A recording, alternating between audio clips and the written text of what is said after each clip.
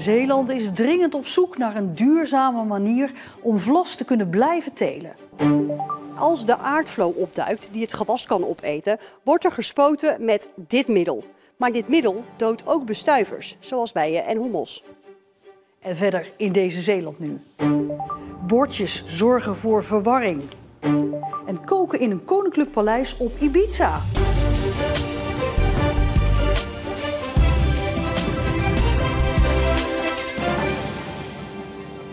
Goedenavond.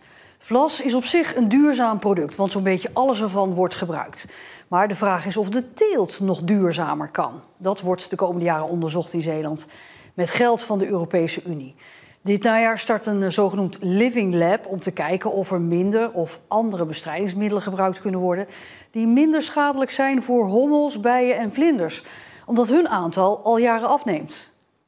Op het land van deze boer in Oostburg ligt het vlas nog te roten. Roten, dat betekent denk ik als zodra het vlas geplukt is, ligt hier netjes in baantjes op het veld. En dan tijdens het rotingsproces, dat wil zeggen dat het vlas nat en droog moet worden, dat de buitenbast van het vlas verweert, zodat we tijdens de verwerking bij het linnen kunnen. De zomeroogst is achter de rug. Dat betekent dat de hele vlasplant straks wordt verwerkt. Het wordt gebruikt als veevoer in de textielindustrie, maar ook om bouwmaterialen mee te maken. Wat dat betreft is vlas een duurzaam gewas. Maar vanaf dit najaar wordt met Europees geld onderzocht hoe de teelt nog duurzamer kan. We vinden het heel fijn als een aantal telers mee wil denken in een studiegroep om samen te gaan zoeken naar alternatieven. Vooral alternatieven voor de bestrijding van de aardflow. Als dat op een niet-chemische manier zou gaan, dan zou dat heel mooi zijn. Bij de teelt van vlas wordt niet altijd een bestrijdingsmiddel gebruikt. Maar als de aardflow opduikt die het gewas kan opeten, wordt er gespoten met dit middel. Maar dit middel doodt ook bestuivers, zoals bijen en hommels. We voelen allemaal als akkerbouwers wel aan dat de gewasbeschermingsmiddelen nemen steeds verder af. Daar komen eigenlijk geen nieuwe middelen bij, dus we zullen een alternatief op zoek moeten gaan. En bij dit Europese project gaan we toch een ander alternatief gaan zoeken voor het bestrijden van de trips en de aardvlooien in het vlas. Maar dat is toch wel een probleem. En op dit moment zijn er maar enkele middelen die we daar tegen kunnen inzetten. En die gaan gewoon wegvallen, dat voel je gewoon aankomen. Ook de Zeeuwse vlasverwerker doet mee aan het project. Ik vind het heel interessant om meer informatie te krijgen, meer kennis te krijgen over de ontwikkeling van de populaties van de aardvlooien. Wat voor bedreiging is die aardflow voor de vlasteelt? Nou, vooral eigenlijk als we een moeizame voorjaar hebben, dus een droog voorjaar, een warm voorjaar. En dat hebben we de afgelopen jaren steeds meer. Dan zien we dat die aardvlooien behoorlijke schade kunnen geven. In een weekend kunnen ze een heel perceel opeten. Als de aardflow er zit, moet er dus gespoten worden. Met de alternatieven die ze de komende 4 jaar hier in Zeeland onderzoeken, kan dat wellicht in de toekomst voorkomen worden. We horen terug dat wintervlas een optie kan zijn, omdat dat natuurlijk al vroeger, als dat zich in de winter, in het najaar al goed kan ontwikkelen, dan eigenlijk al zo'n sluitend gewas is, dat op het moment dat die aardflow zich in het voorjaar aandient, dat geen rol meer speelt. Het zou ook kunnen zijn dat je met water gaat spelen, want de aardvlooien houden niet van water. Maar we zitten ook wel heel erg te denken aan loopkevers, want loopkevers, dat zijn predatoren. Die houden van aardvlooien, die eten ze gewoon op. Niet alle telers staan meteen te springen om zich aan te sluiten bij het project. Deze boer is in ieder geval wel om. Als er niet getest en gedaan kan worden, dan komt er ook niks nieuws. En dan weten we het helemaal niet. En als straks opeens de middelen wegvallen, dan staan we helemaal met lege handen. En als we het dan onderzoeken, dan kunnen we het vanzelf zien. Ja, misschien zeggen we over 4 jaar van, het was het helaas niet. En misschien over 4 jaar zeggen van, ja, we hebben een heel goed alternatief gevonden. Wat voor ons ook weer goed uitkomt. In het najaar gaat het onderzoek in Zeeland echt van start. En ook in 5 andere Europese landen worden verschillende gewassen onderzocht. Allemaal met als doel om de dalende aantallen van deze beestjes tegen te gaan. Verkeer op de N59 tussen Bruinisse en Goeree-Overflakkee moest een groot deel van de dag worden omgeleid. Nadat daar vannacht een vrachtwagen met melk was gekanteld. En daarbij lekte een deel van de melk weg. De brandweer, ambulance en politie kwamen naar de plaats van het ongeluk om hulp te verlenen. Want de vrachtwagenchauffeur was bij het ongeluk gewond geraakt en is met onbekende verwondingen naar het ziekenhuis gebracht. Het ongeluk gebeurde bij de afslag op de Philipsdam. Het verkeer werd omgeleid via de parallelweg. De Westerschelde-tunnel heeft nieuwe schermen bij de tolpoortjes alweer weggehaald. Op de schermen stond free, oftewel gratis, om verwarring bij met name toeristen weg te nemen.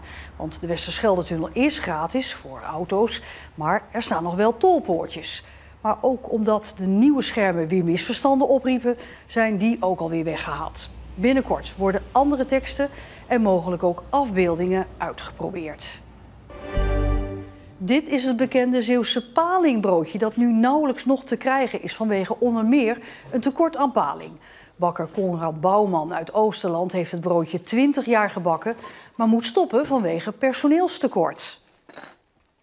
Als je bakker in hart en nier bent en je hebt zo'n mooi streepproduct in je assortiment, ja, dat voelt niet fijn als je daarmee moet stoppen. Dus echt, dat gevoel raak je niet kwijt. Aan de klanten ligt het niet. Iersekuis, Sint-Annerland, ook de andere plaatsen die echt hier kwamen voor het palenbrood. En dus ja, dan is het ook zeker jammer dat je die mensen moet teleurstellen. In zijn winkel ligt het dus niet meer, maar het broodje is nog wel te koop op bestelling in Bruinisse en Kerkwerven. Je moet alleen wel weten hoe je het eet. Als je het palenbroodje eet als een kroket, dan kom je met de graat in de problemen. Want er zit over heel de lengte van het broodje zit een visgraat. Dus het is nodig dat je hem echt als een soort appel opeet. Als je hem zo eet, dan is hij heerlijk zonder problemen. Bakker Bouwman in Oosterland zoekt dus nog personeel. Als hij uiteindelijk voldoende bakkers weer heeft, dan gaat hij het palingbroodje ook weer in zijn eigen zaak verkopen. Meer AED's op Zeeuwse minicampings om zo de dekking in het buitengebied te verbeteren. En om dat doel te bereiken hebben verschillende partijen de handen ineengeslagen. De eerste kampeerboeren hebben er inmiddels eentje hangen. Er zijn op dit moment in de eerste ronde een 10-tal campings geweest die gezegd hebben wij doen mee met de actie. En ja, als de kroon op het werk was enkele weken na het plaatsen al de eerste succesvolle reanimatie uitgevoerd in Aagtenkerken ermee. Ook minicamping In de Bocht in Grijpskerken besloot een AED aan te schaffen. Op drukke momenten verblijven hier toch meer dan 100 mensen kunnen er op een dag zijn. En dan vinden we het belangrijk om, als er een noodgeval zich voordoet, dat er ook iets als een AED hangt. Nou, ik vind het natuurlijk altijd fantastisch, want er zal altijd maar wat gebeuren. En dat is een paar jaar geleden hier gebeurd. In de buitengebieden kan het soms langer duren voordat er een ambulance ter plaatse is, terwijl bij een reanimatie elke seconde telt. Door het plaatsen van AED's op minicampings moet het buitengebied in Zeeland beter gedekt zijn. Een stukje tussen de kust van Westkapelle-Domburg, daar zit een enorm gat tussen. Ja, als je daar een AED hangen hebt bij een minicamping en die openbaar toegankelijk is, ja, dan heb je in ieder geval binnen de paar minuten kun je een AED in handen hebben. Het aanschaffen van een AED vergt wel een investering van zo'n €1400 per minicamping. En de aanbevolen afschrijftermijn voor een AED is 10 jaar. En nou ja, op het moment dat er dan natuurlijk een leven mee gered wordt, dat is überhaupt niet in geld uit te drukken. Slijkplaat en Ibiza. Dat klinkt als twee verschillende werelden die niets met elkaar te maken hebben. Behalve dan voor Edwin Vinken, voormalig chef-kok van sterrenrestaurant De Kromme Watergang in Slijkplaat. Hij werkt tegenwoordig in een zeer exclusief restaurant op het beroemde Spaanse eiland. Visfileren deed sterrenchef Edwin Vinken ook al in restaurant De Kromme Watergang in Zeeuws-Vlaanderen. Die zaak is overgenomen door zijn zoon. En nu spendeert Vinken zijn zomers met dit uitzicht op Ibiza. Ik ben hier gekomen via Watchchild. Dus ik werk al 15 jaar voor Watchchild. We hadden hier een charity diner bij een van hun zaken, dat is van Nassau Groep. En 2 jaar later na de corona gaat de telefoon. Dat is de eigenaar. En die zei van ja, luister, ik heb een paleis. Het is van de koninklijke familie geweest hier. En jij moet komen koken. Dus ik zei, nou, dat is geen straf. Dat doe ik wel. Restaurant 1742 is een zeer luxe restaurant in een paleis op een heuvel in Ibiza-stad. Dat is wel even iets anders dan Slijkplaat in Zeeuws-Vlaanderen. Het is heerlijk om hier te zijn. En zeker na 32 jaar Kromme Watergang. Ik sta al 45 jaar in de keuken in de tussentijd. En als je dan dit op je oude dag, om zo te zeggen, dit kan doen. En ik mag hier gewoon buiten spelen als het ware. Het is gewoon buiten spelen. Het is gewoon speeltuin. De zee is op Ibiza iets blauwer en de temperatuur meestal wat hoger. Maar ook de vis is anders. Dus ze vangen heel weinig. Dus er wordt bijna niks gevangen. Dus die visserbootjes is bijna een roeiboot, wil ik zeggen. Het zijn allemaal heel kleine bootjes. En ze halen, dit is bijvoorbeeld dat kan de dagvangst zijn voor vandaag. Dus het is bijna niks. Bij de Kromme Watergang begon Edwin Vinken ooit een tuin waar hij spullen voor het restaurant kweekte. De Zilte Hof. Dat idee heeft hij meegenomen naar het eiland. Ja, we zijn hier in de Ibiza Zilterhof. Dat is een beetje hetzelfde als bij ons in de tuin aan de voorkant van het restaurant. En dat proberen we hier na te doen. Alleen ja, hier groeien natuurlijk heel andere dingen. Dus we hebben hier tomaten, heel veel basilicum, dat zie je wel. Allerlei verschillende pepers die we laten groeien. Salades, allerlei kruiden, komkommers, aardbeien. Ja, we hebben hier van alles. Nou, ik kwam hier in Ibiza en ik ging met die visjes aan de slag en met al die groentjes en die dingen. En ik heb al mijn sausen moeten aanpassen. Je moest allemaal, want alles wat je hier, die vis ook bijvoorbeeld, die zee is zouter. En daardoor is die vis zoeter. Dus ik moest allemaal die sausen ook aanpassen om allemaal frisser te maken. En om die zoetigheid van het land, dat is toch anders dan bij ons. En het is wel lekker, hè, maar pas op. Maar we moesten wel aanpassen.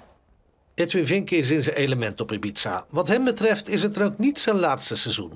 Kijk, als het aan mij ligt, zolang ik fit ben en ik hou mezelf ook fit, want ik zorg goed voor mezelf. Ik eet heel gezond en ik doe gezond leven. Nee, als ik dit goed doe, dan kan ik wel een 10 jaar of 10 door, denk ik. Edwin Vinke blijft nog tot oktober op Ibiza en komt daarna weer richting Zeeland.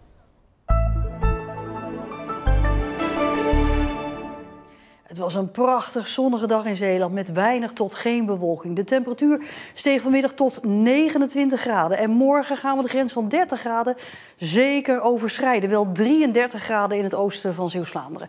Maar het kan zijn dat woensdag een onweersbui en dat er ook wel regen zal komen, ook de dagen daarna. Al blijven de temperaturen hoog.